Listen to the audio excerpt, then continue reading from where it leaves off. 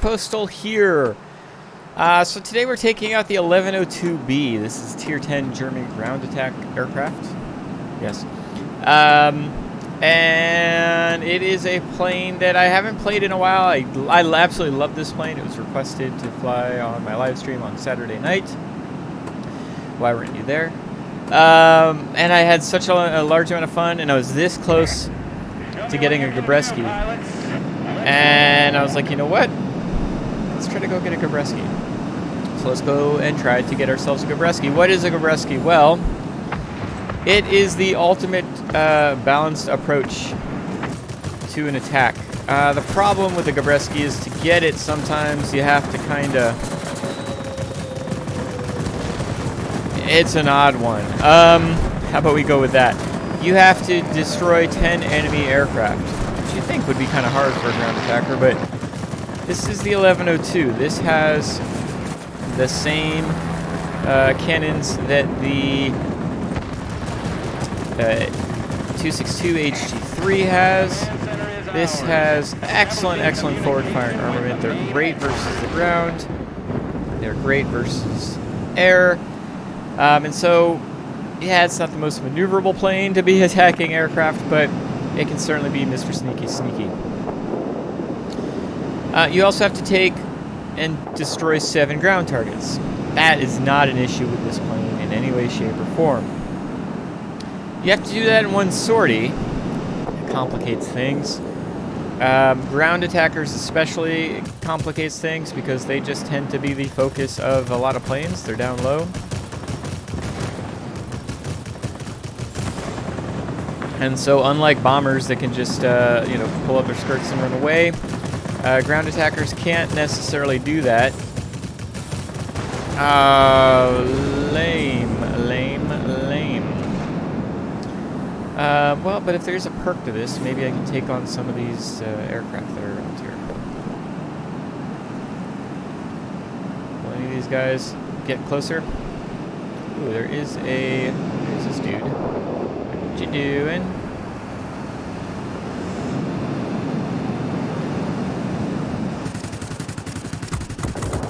Oh, the 252 is not the best plane to be behind me. Nope, I actually want to turn this way. Let's angle up, angle down, angle all around. You're gonna turn, I can turn. You're gonna run, I can run. Ah!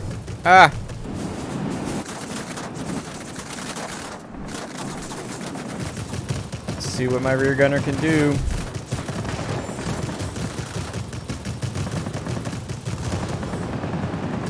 Nope, guess I'm just dropping a bomb here. Short angle here, just gonna drop a bomb.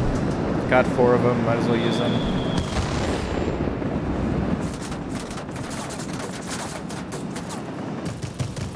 See if we can get some shots in on this guy. Come on, aim further out. You've got 30mm cannons. It's gonna kill me here. Especially if my engine gets knocked out.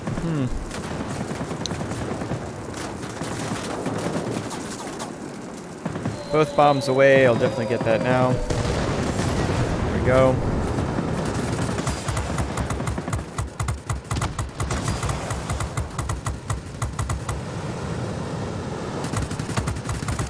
Keep angling here. Got him. Oh no! I was wondering about that. Shoot. Oh well. Oh, there goes the Gabreski. So you have to win the battle as well. So 10 aerial kills, 7 ground destroyed in one sortie, so you can't die, and you have to win the battle. We've got a pretty firm grip on this battle here, but can't die. Shoot. I was wondering if I need to angle up more. Dang it. Oh well. Let's go get ourselves a mining facility, shall we?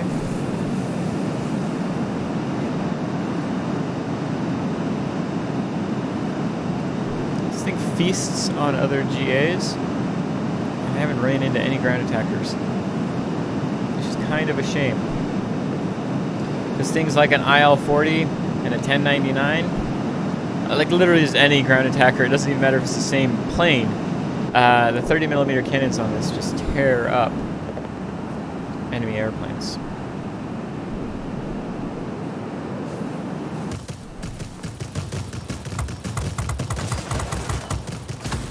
Alright. I ain't too proud, I will ram you. A ramming I will go, a ramming I will go. Hi-ho the Dario.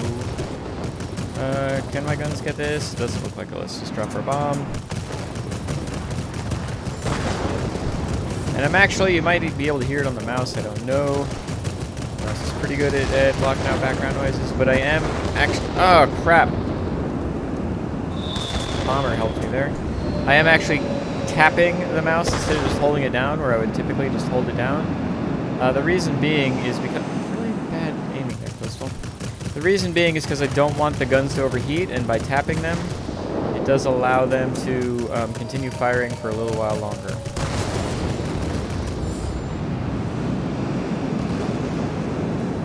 Alright, let's tap this here. Now here I'll just hold it down because, never mind, starting on fire. Because I knew I was going to be passing that area soon anyway. So it was just more important to get the volume out as quickly as possible. Go. Air supremacy here pretty quickly, it looks like.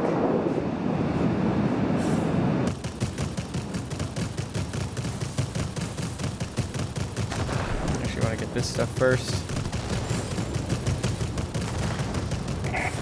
Receiving reports about rapid Right under crash. weather conditions. Excellent. The port will be unable to Moving reach. along. Do you read me? Over. Get some boost on. Who's this guy? 9215.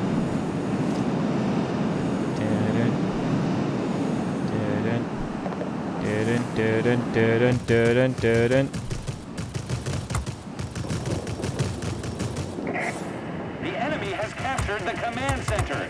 Don't let them gain a foothold. Mine.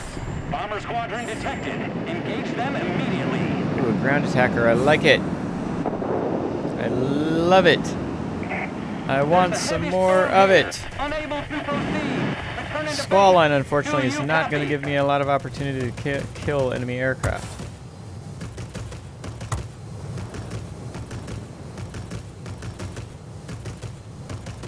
Come on. It's like the wiggliest F-84 I've ever seen. Thank you. Oh, ground attacker.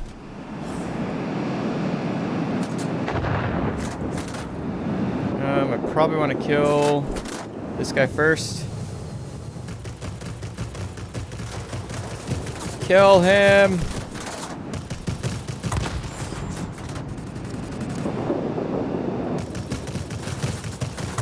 Come on, come on, come on. There's a ground attacker behind me that I desperately want to kill. Who desperately wants to kill me, it sounds like.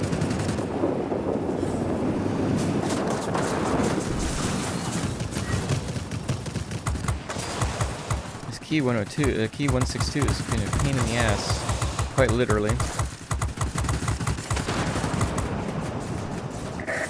Oh, am I gonna die again? Not allowed to die.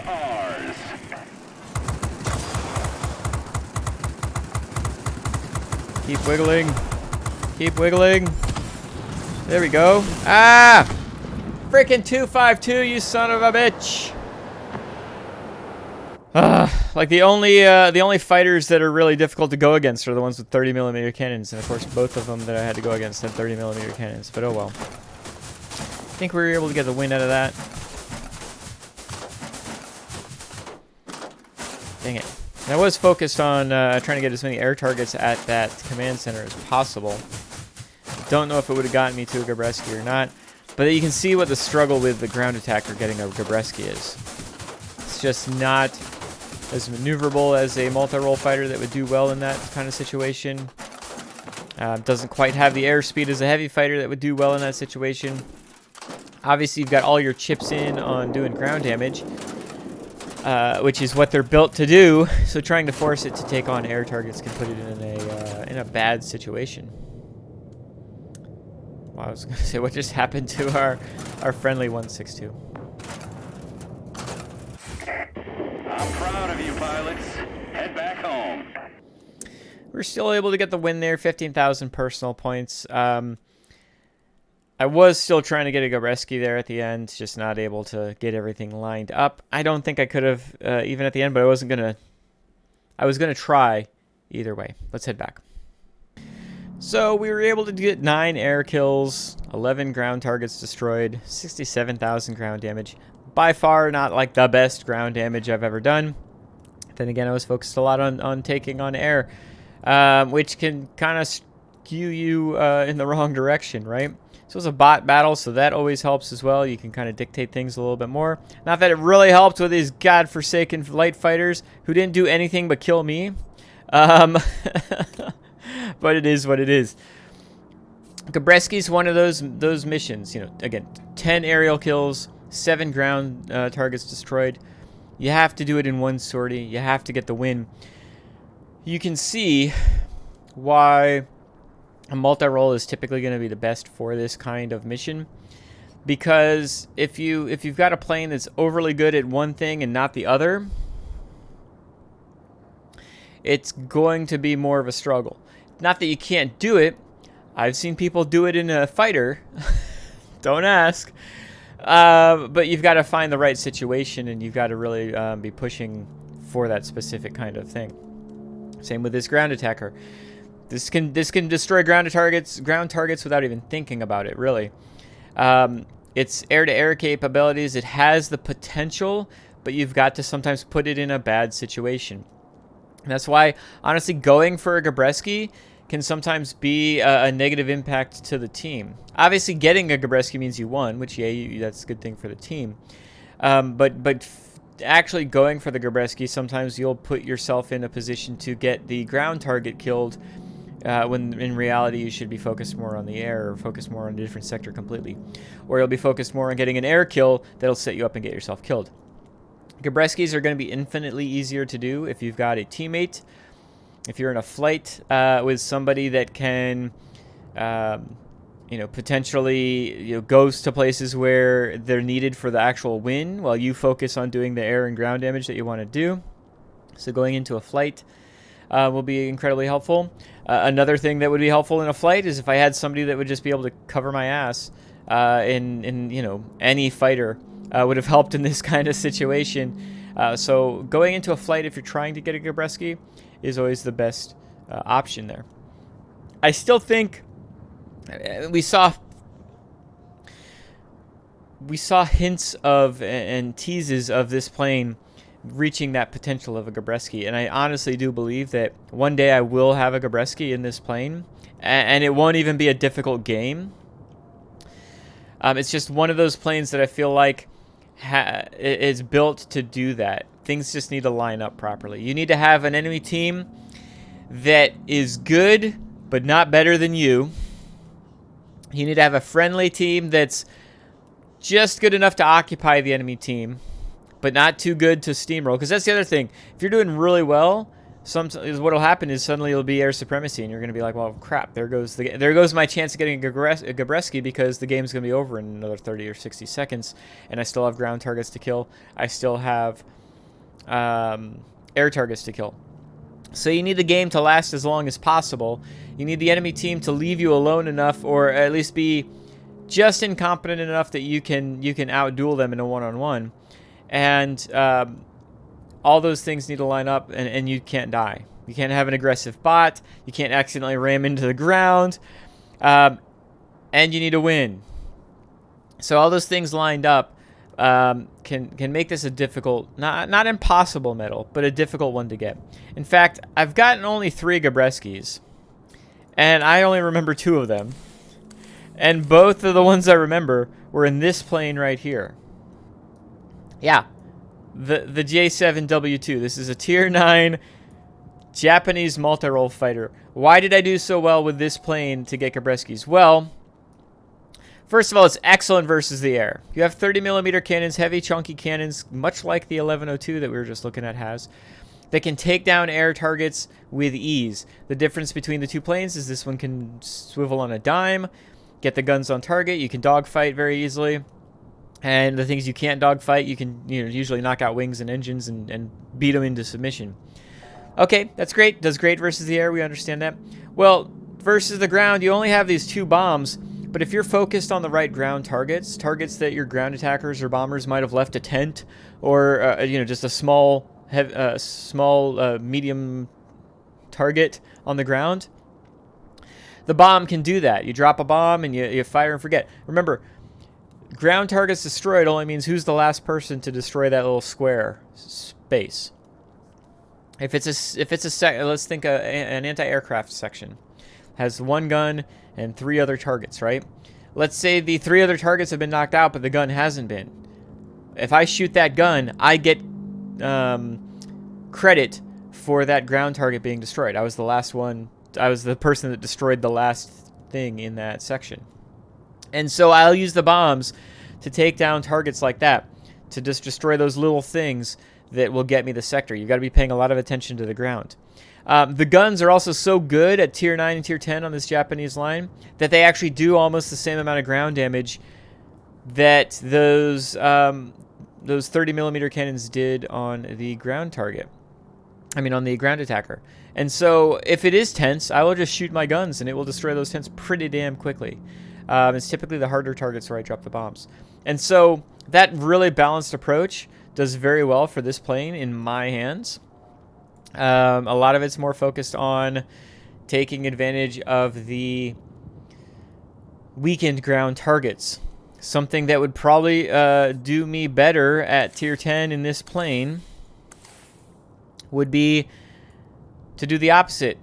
I know I can take down ground targets with ease. I should be paying attention to the severely damaged air targets that only need 1 or 2 bullets to knock them out, because these 30mm cannons will do some heavy damage just with 1 or 2 bullets.